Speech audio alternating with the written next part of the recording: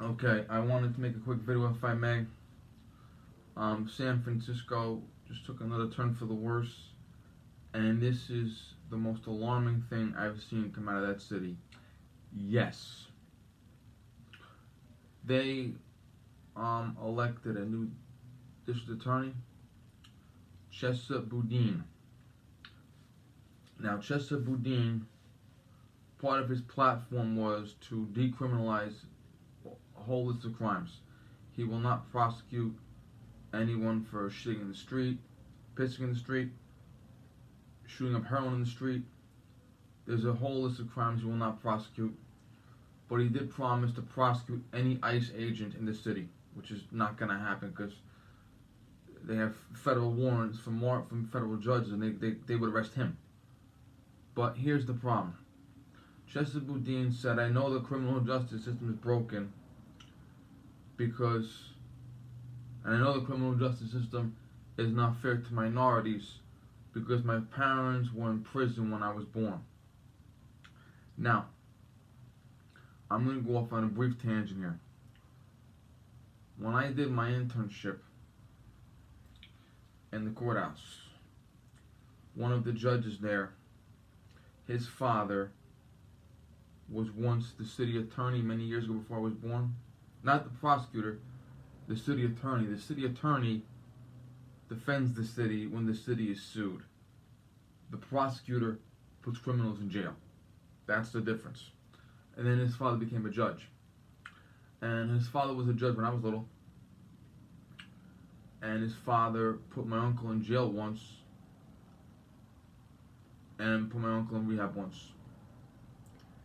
And my uncle skipped bail when he was in rehab, skipped probation rather, went down to Florida, and years later died down there of liver failure. When he died, his son, my cousin, had to get emergency leave from the State Police Academy to go down there. And I saw a video eulogy, because my mother went down with my uncle when he was dying, and I let my other uncle go down with her, so I gave up my seat, and I stayed home. And I saw a video of my cousin giving the eulogy of his father. He said there's good and there's bad. My father gave us examples of both.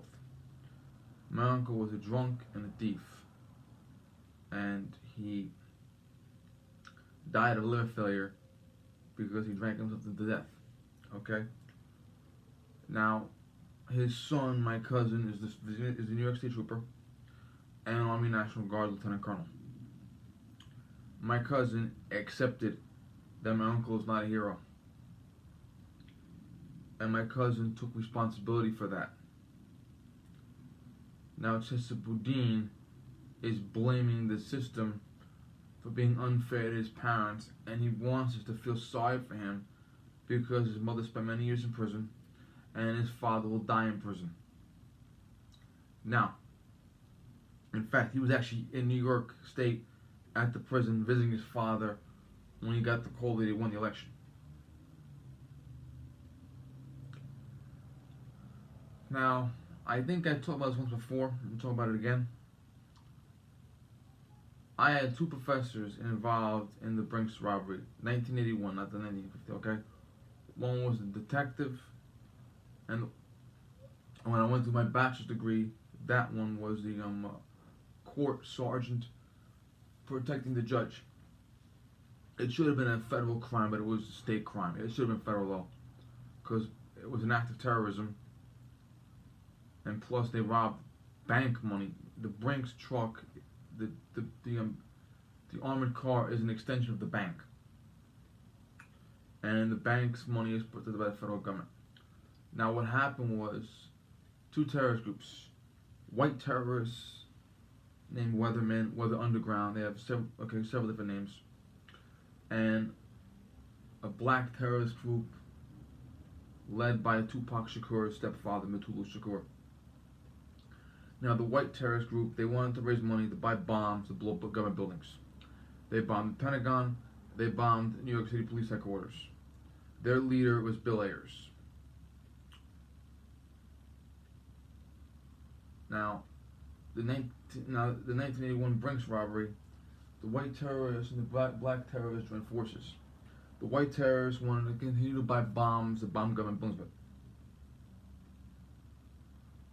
The black terrorists wanted to raise money so that they could either buy or extort several states from the government, kick all the white people out of those states, declare those states a new country for blacks only. Yes, I'm not even joking. I'm dead serious about that. Now, the Brinks robbery,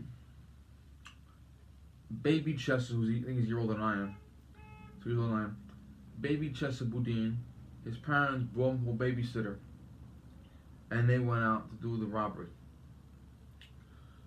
And they had switch cars, crash car, okay, all that bullshit, a U-Haul truck, okay, a yellow car, and they did switch out, okay? Now, they waited, they knew where the truck was going, it was planned, obviously. You have the armored car, you have one guy sitting in the truck, behind the wheel, 2 guys carrying bags of money. They ambushed him.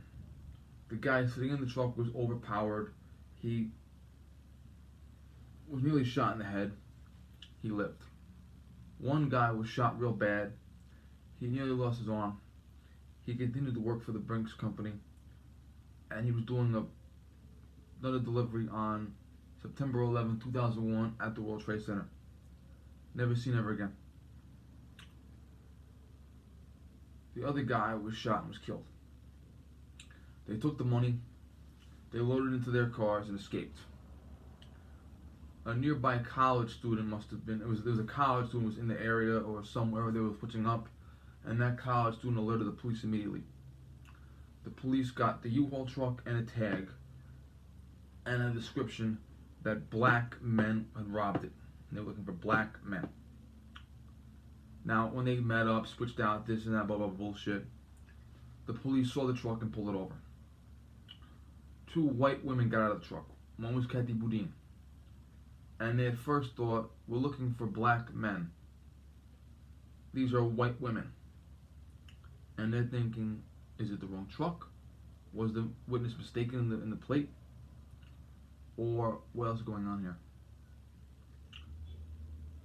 The switch was deliberate. They planned to use black men to rob the truck, rob the Brinks truck, and get in the U-Haul truck and drive, and then switch out to white women to fool the police. Kathy Boudin had her hands up and she said, "Please lower your weapons. We're in this misunderstanding." Whatever the fuck she said. When she said that, 6 men jumped out of the back of the U-Haul truck. One had an M16, not an AR-15, an M16. Who wants to talk about gun control today? And they opened fire. And they killed 2 cops. And one of them was black, because we're about racism and black violence. Okay, Black Lives Matter. Okay, one of them was black. Kathy Boudin attempted to escape on foot. For some strange reason, an off-duty corrections officer from Rikers Island was in the area and tackled her. Now, I knew a guy, he was a detective I think he retired. He was a detective here, but many years earlier, he was a corrections officer in Rikers. And that detective knew this guy when he was working in Rikers. And he tackled Boudin. The other guy escaped in other cars or even carjacked civilians. So 3 people dead, 2 of them cops, 4 more critically wounded. Okay? That was Kathy Boudin and her husband. Now, years later, when I was in the detective's class, okay, he taught about the robbery. The FBI has to tell him where Kathy Boudin is at all times. Kathy Boudin threatened to have him killed, and he was 1 step away from the Witness Protection Program as a cop. Kathy Boudin is this big.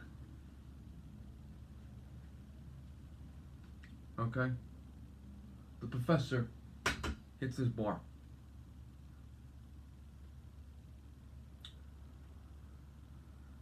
A couple years later, I'm doing my bachelor's degree. Now, the detective told me, because the FBI has to keep monitoring her for him, he got a phone call from the FBI saying she's been released. And then he got another phone call from the FBI saying she now works as a professor at John Jay College. A lot of people tell me about John Jay College, and I refused to finish my bachelor's degree at John Jay College because of this reason.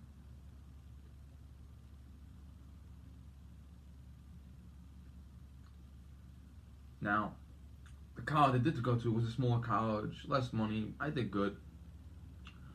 I'm in a class, we're doing oral presentations. Students are speaking, and the professor is in the back row right behind me. The professor is a retired corrections officer. He was the judge's bodyguard. I leaned over and told him that Boudin is now a college professor. He almost had a heart attack and died right in the classroom.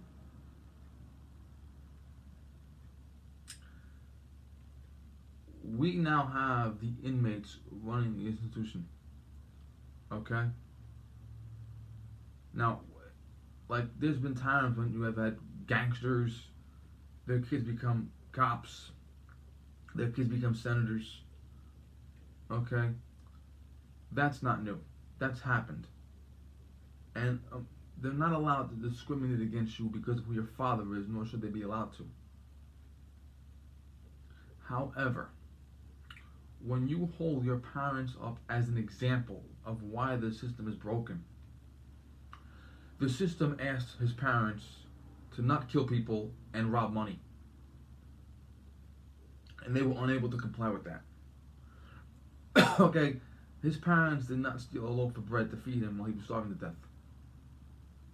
Okay?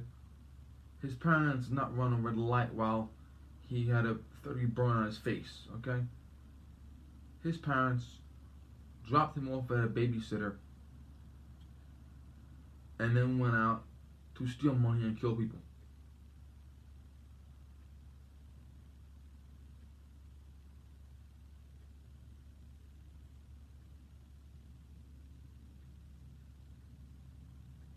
Okay? And not one person from that robbery is even close to remorseful. Not one. Now, in San Francisco, they shit in the street, they shoot heroin in the street, and homeless people have bitten. They've had homeless drug addicts biting people. Is he gonna prosecute that?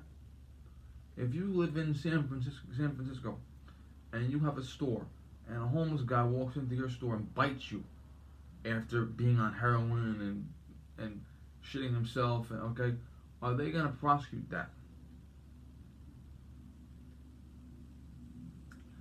See, California is the warning signal for the rest of America.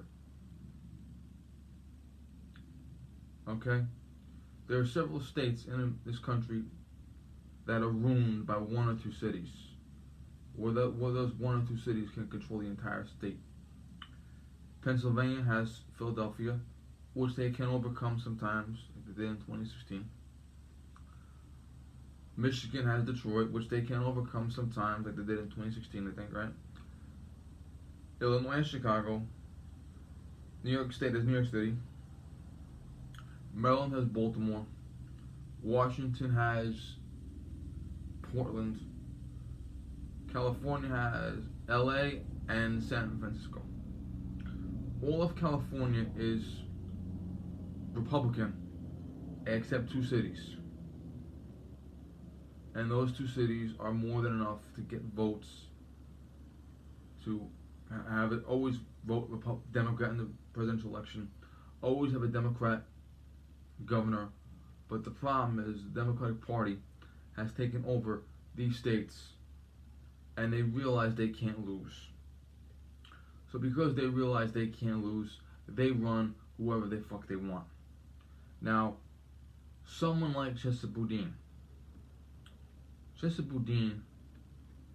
not only is Chester Boudin unrepentant for the bank robbery, he never once attempted to apologize to the victims. He's blaming the system for incarcerating his parents. In addition to that, Chester Boudin went down south, far south, to Venezuela to work for Hugo Chavez. Hugo Chavez was the dictator of Venezuela who was responsible for the end of everything going on in Venezuela, and he died of cancer, and Maduro took over. Okay, so Jesse Boudin, in addition to having parents who are convicted murderers and terrorists, okay, in addition to sympathizing with them and defending them to this day, he literally went to another country to work for an enemy dictatorship. And now he is a prosecutor, the head prosecutor in an American city. Okay? And like I said before, there were many, many, many times in this country's history where you had DAs, cops, governors, senators who had criminals in their family. Okay, and they were told to repent. Basically, they were told, your father's a gangster. You want to be the governor? Are you comfortable with that? No, I want to be a different person. I'm not gonna be like that. Okay. I've seen hardcore gangsters that commit fucking robberies and murders. Okay, and they say, you know what? I want my kid to be different than me. I want my kid to be better. But when your kid is defending your legacy and using your legacy as an example of why the system is broken, that is very dangerous. Someone like Chesa Boudin, 20, 30, 40 years ago, someone like that would never, ever, ever be admitted to the bar. Okay, for him to get a law degree and be admitted to the bar, that would never happen 30, 40 years ago. Never. They would make him repent before the game. They would actually sit down with him and say, listen, you want to be a lawyer? Okay, you need to tell us right now that you're not like your father and you're not like your mother. Okay? You need to attest to that. Okay? I know for a fact that we've had people on the police department in many cities, including my own, who had family members that were criminals. Okay? I have known police officers to arrest their own family members for committing crimes. But when you support that behavior, you do not belong in a governmental role, period, in the story. The Democratic Party realizes they cannot lose an election in California and a few other places. They cannot lose. So because they cannot lose, they introduce candidates that would never be introduced before. Chesa Boudin has never once prosecuted a case, ever. He has a law degree, and he ran for DA. He has no record. But is he going to, and the prosecutor has the authority to choose which cases to go forward with and not go forward with. And a lot of times the prosecutor will be like, you know what? I don't have enough evidence. I'm not going to go forward with it. Sometimes the prosecutor will be like, you know what?